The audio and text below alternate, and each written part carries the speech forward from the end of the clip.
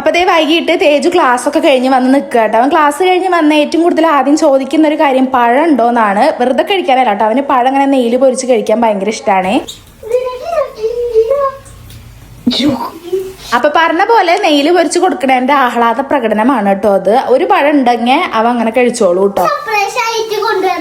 എന്ത് കണ്ടിട്ട് പോയിട്ട് കാണിച്ചിട്ടാണോ സർപ്രൈസ്? ഇപ്പൊ പറഞ്ഞത് വേറെ ഒന്നല്ല, പഴം പൊരിച്ചിട്ട് അവന് സർപ്രൈസ് ആയിട്ട് കൊടുന്ന് തരുന്ന പോലെ കൊടുന്ന് തരണം എന്നാണ് പറഞ്ഞേക്കണത്. അപ്പൊ ഇതുപോലെ സർപ്രൈസ് കൊടുക്കുന്നവരുണ്ടെങ്കിൽ ഒന്ന് കമന്റ് ചെയ്തോളൂട്ടോ മക്കൾക്കൊക്കെ. സർപ്രൈസ് ആയിട്ട് തരണം കേട്ടോ എന്ന് പറഞ്ഞിട്ടാണ് പോയേക്കണ്. ഈ സർപ്രൈസ് എന്താന്ന് പോലും അറിയില്ല.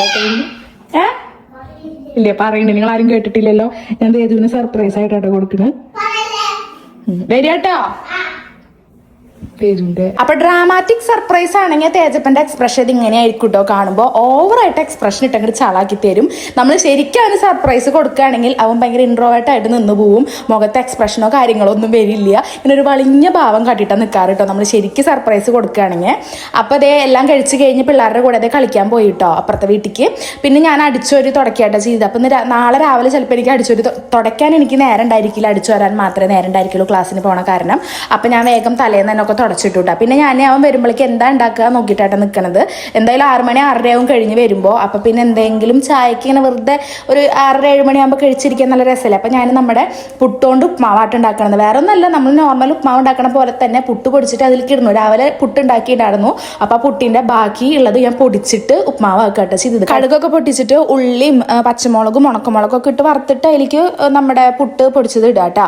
അതെല്ലാം കഴിഞ്ഞ് ഞാനിതേ വിളക്ക് കൊളുത്തിയിട്ട് ഇനി കുറച്ചും കൂടി കഴിഞ്ഞാൽ തേജു കളിയൊക്കെ കഴിഞ്ഞ് വരുവേ.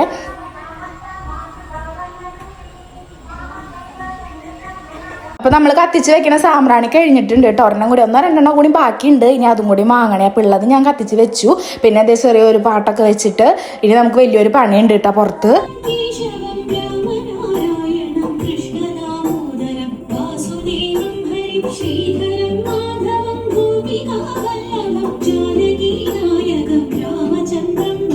അപ്പൊ പണി വേറെ ഒന്നല്ല കേട്ടോ, ചെടിയൊക്കെ ഒന്ന് നനയ്ക്കണം. പിന്നെ മുറ്റം മൊത്തം ഒന്ന് നനച്ചിടണം കേട്ടോ. അതിന്റെ ഗ്യാപ്പിൽ ഇങ്ങനെ കോൺക്രീറ്റ് ചെയ്ത കാരണം അതൊക്കെ നനച്ചു കൊടുക്കാൻ പറഞ്ഞിട്ടുണ്ട്.